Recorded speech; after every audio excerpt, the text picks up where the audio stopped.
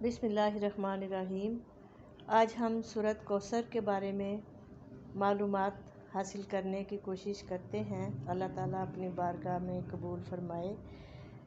سورۃ کوثر قرآن پاک کی 108 نمبر سورت ہے۔ اس کا نام انا اعطیناک الکوثر کے لفظ الکوثر کو اس کا نام قرار دیا گیا ہے۔ زمانہ نزول: حضرت عبداللہ بن زبیر اور بی بی عائشہ صدیقہ سے نقل کیا ہے کہ یہ سورت مکی ہے۔ حضرت انس بن مالک سے نقل کی ہے کہ حضور ہمارے درمیان تشریف فرما تھے، اتنے میں آپ پر کچھ اونگ سی طاری ہوئی، پھر آپ نے مسکراتے ہوئے سر مبارک اٹھایا۔ بعض روایات میں اس طرح سے ہے کہ لوگوں نے پوچھا آپ کس بات پر مسکرا رہے ہیں، کیونکہ جب آپ کو اونگ آئی، اونگ آنے کے بعد آپ مسکرائے، اور بعض میں یہ ہے کہ آپ نے خود لوگوں سے فرمایا اس وقت میرے اوپر ایک سورت نازل ہوئی ہے، پھر بسم اللہ الرحمن الرحیم پڑھ کر آپ نے سورۃ کوثر پڑھی۔ اس کے بعد آپ نے پوچھا جانتے ہو کوثر کیا ہے؟ لوگوں نے عرض کیا اللہ اور اس کے رسول کو زیادہ معلوم ہے۔ فرمایا یہ ایک نہر ہے جو میرے رب نے مجھے جنت میں عطا فرمائی ہے۔ اس سورت کا تاریخی پس منظر: نبوت کے ابتدائی دور میں جب نبی پاک صلی اللہ علیہ وآلہ وسلم شدید ترین مشکلات سے گزر رہے تھے، پوری قوم دشمنی پر تلی ہوئی تھی، مزاحمتوں کے پہاڑ راستے میں حائل تھے، مخالفت کا طوفان ہر طرف برپا تھا، اور حضور اور آپ کے چند مٹھی بھر ساتھیوں کو دور دور تک کہیں کامیابی کے آثار نظر نہیں آ رہے تھے۔ اس وقت آپ کو تسلی دینے اور آپ کی ہمت بندھانے کے لیے اللہ تعالیٰ نے متعدد آیات نازل فرمائی تھیں۔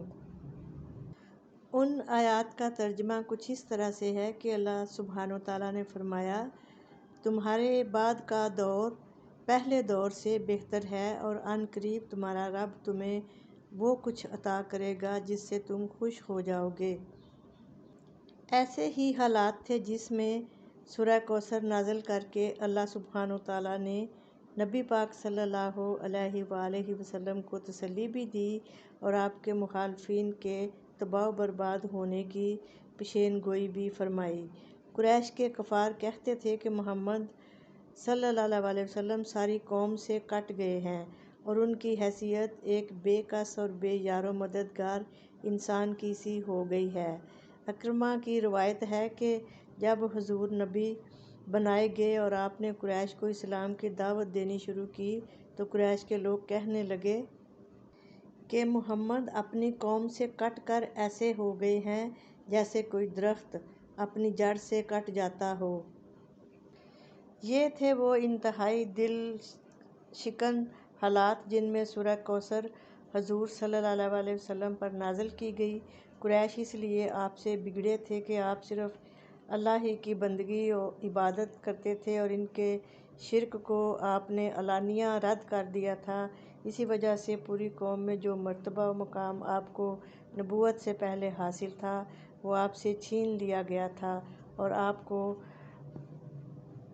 برادری سے کاٹ پھینکے گئے تھے۔ آپ کے چند مٹھی بھر ساتھی بھی بے سبب بے یار و مددگار تھے اور مارے پڑے تھے۔ اس پر مزید آپ پر ایک کے بعد ایک بیٹے کی وفات سے غموں کا پہاڑ ٹوٹ پڑا تھا۔ اس موقع پر عزیزوں اور رشتہ داروں، قبیلے اور برادری کے لوگوں اور ہمسایوں کی طرف سے ہمدردی اور تعزیت کی بجائے وہ خوشیاں منائی جا رہی تھیں اور وہ باتیں بنائی جا رہی تھیں جو ایک ایسے شریف انسان کے لیے دل توڑ دینے والی تھی جس سے آپ نے تو اپنے غیروں تک سے ہمیشہ انتہائی نیک سلوک کیا تھا۔ اس پر اللہ تعالیٰ نے آپ کو اس مختصر ترین سورت کے ایک فقرے میں وہ خوشخبری دی جس سے بڑی خوشخبری دنیا کے کسی انسان کو کبھی بھی نصیب نہیں ہو سکتی، اور ساتھ ساتھ فیصلہ بھی سنا دیا کہ آپ کی مخالفت کرنے والوں کی ہی جڑ کٹ جائے گی۔ آپ کی جڑ نہیں کوئی بھی کاٹ سکتا اور نہ ہی کٹے گی۔ اللہ سبحانہ وتعالیٰ نے اپنے پیارے نبی کو اس طرح سے یہ صورت عطا فرما کے حوصلہ عطا فرمایا ان کو اور ان کی دل جوئی فرمائی۔ سورۃ کوثر کا ترجمہ۔ اے نبی، ہم نے تمہیں کوثر عطا کر دیا، بس تم اپنے رب ہی کے لیے نماز پڑھو اور قربانی کرو، تمہارا دشمن ہی جڑ کٹا ہے۔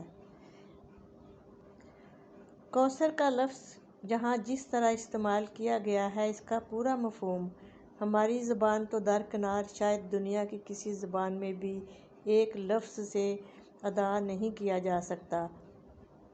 اس لفظ کے معنی یہ ہیں کہ اللہ تعالیٰ نے کثرت کے ساتھ، بھلائی کے ساتھ نعمتوں کی کثرت، ایسی کثرت عطا فرمائی کہ جو ایک لفظ کے اندر اس کا اتنا بڑا مفہوم ہے جو کسی اور میں نہیں پایا جا سکتا، اور اللہ نے اس میں اتنی بڑی آپ کو بھلائی عطا فرما دی کہ حوض کوثر کا لفظ جو ہے وہ قیامت کے روز اس سے اللہ تعالیٰ اپنے نبی کے اوپر یہ کرم فرمایا کہ وہ اپنے لوگوں کو اس سے جس وقت شدید پانی پینے کی ضرورت ہوگی، حوض کوثر سے نبی پاک صلی اللہ علیہ وسلم اپنی امت کو پانی پلائیں گے جس سے ان کو ٹھنڈ پڑ جائے گی اور وہ گرمی سے محفوظ ہو جائیں گے۔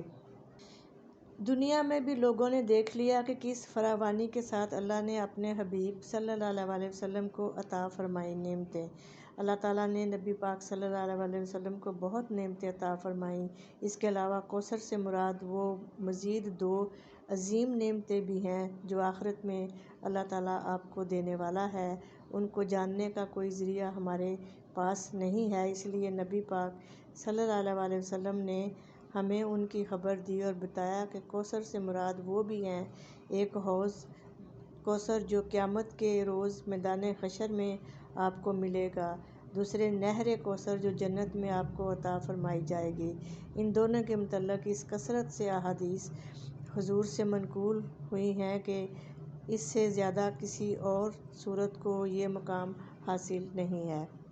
حوض کوثر کے متعلق حضور صلی اللہ علیہ وسلم نے خود فرمایا ہے، وہ یہ ہے، یہ حوض قیامت کے روز آپ کو عطا ہوگا اور اس سخت وقت میں جب کہ ہر ایک العطش العطش کر رہا ہوگا، آپ کی امت آپ کے پاس اس پر حاضر ہوگی، اس سے سیراب ہوگی، آپ اس پر سب سے پہلے پہنچے ہوئے ہوں گے اور اس کے وسط میں تشریف فرما ہوں گے۔ آپ کا ارشاد ہے کہ حوض کوثر وہ ایک حوض ہے جس پر میری امت قیامت کے روز وارد ہوگی۔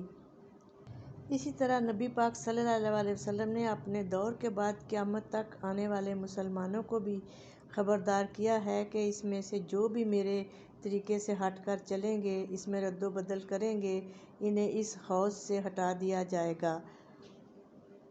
اس حوض کی روایات 50 سے زیادہ صحابہ سے مروی ہیں۔ جنت میں کوثر نامی جو نہر نبی پاک صلی اللہ علیہ وآلہ وسلم کو عطا کی جائے گی، اس کا ذکر بھی بکثرت روایات میں آیا ہے۔ اور آپ نے ارشاد فرمایا کہ کوثر جنت میں ایک نہر ہے جس کے کنارے سونے کے ہیں، وہ موتیوں اور ہیروں پر بہہ رہی ہے، یعنی کنکریوں کی جگہ اس کی تہہ میں یہ جواہر پڑے ہوئے ہیں۔ اس کی مٹی مشک سے زیادہ خوشبودار ہے، اس کا پانی دودھ سے زیادہ، برف سے زیادہ سفید ہے، برف سے زیادہ ٹھنڈا اور شہد سے زیادہ میٹھا ہے۔ اس صورت میں فرمایا گیا ہے، یعنی وہ آپ کو ابتر کہتا ہے لیکن حقیقت میں ابتر وہ خود ہے۔